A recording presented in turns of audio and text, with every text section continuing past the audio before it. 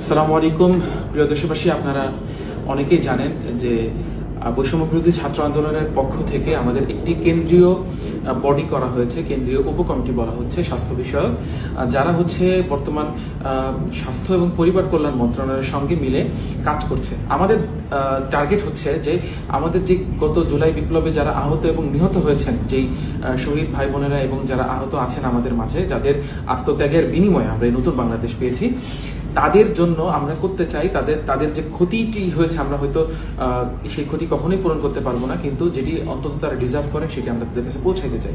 তো এই বিষয়ে আমাদের বাংলাদেশ সরকার কাজ করে যাচ্ছেন। ডক্টর মোহাম্মদ ইউনূসকে প্রধান করে একটি ফাউন্ডেশন করা হয়েছে তাদের সহায়তার জন্য। আমরা যেটি করছি এই মুহূর্তে সেটি হচ্ছে সারা বাংলাদেশের সকল প্রাইভেট এবং পাবলিক হসপিটালগুলো থেকে সরকার তথ্য নিচ্ছে। সেই তথ্যগুলো নেওয়ার ব্যাপারে আমরা সরকারকে সহায়তা করছি। সারা বাংলাদেশে আমাদের ভলান্টিয়ার টিম গঠিত হয়েছে এবং এর মাধ্যমে আমরা এটি নিশ্চিত করতে চাই যে কোনো একটি ডেটা যারা হচ্ছে এই আন্দোলনে আহত বা নিহত হয়েছেন সেই ডেটা যেন সরকারের কাছে মিসিং না থাকে, এই বিষয়ে আমরা কাজ করে যাচ্ছি। কিন্তু প্রিয় দেশবাসী, একটি বিষয়ে আমাদের কনসার্নে এসেছে। আমাদের প্রথম প্রেস বিজ্ঞপ্তিতে আমরা জানিয়েছিলাম যে আমরা সরাসরি কোনো প্রকার টাকার লেনদেন করছি না। সরকার আপনাদের যারা হচ্ছে ক্ষতিগ্রস্ত আছেন তাদেরকে টাকা দিবেন, তাদেরকে ক্ষতিপূরণ দিবেন, সেই বিষয়ে আমরা হেল্প করছি, কিন্তু আমরা কিন্তু কোনো সরাসরি টাকা পয়সা নিচ্ছি না।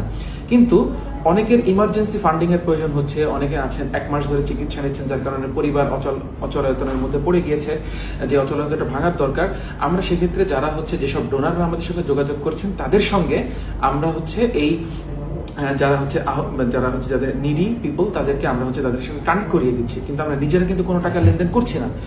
কিন্তু আমরা জানতে পেরেছি আমাদের নাম ভাঙিয়ে আমার সাথে তোলা কোন একটি ছবিকে কাজে লাগিয়ে গতকালকেও একটি ডায়মন্ড ব্যবসায়ীর কাছ থেকে প্রায় 5.5 লক্ষ টাকা নিয়ে এসেছে, যেটি পরবর্তীতে আমাকে জানানো হয়, এবং এটি খুবই দুঃখজনক ব্যাপার।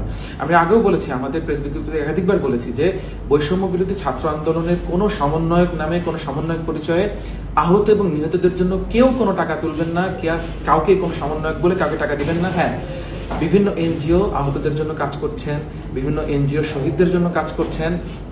এছাড়াই শুধু এনজিও না, মানুষ অনেকে ব্যক্তিগতভাবে উদ্যোগী হয়েও কাজ করছেন। আমরা আপনাদের সকলকে স্বাগত জানাই, আপনারা কাজগুলো করে যাবেন।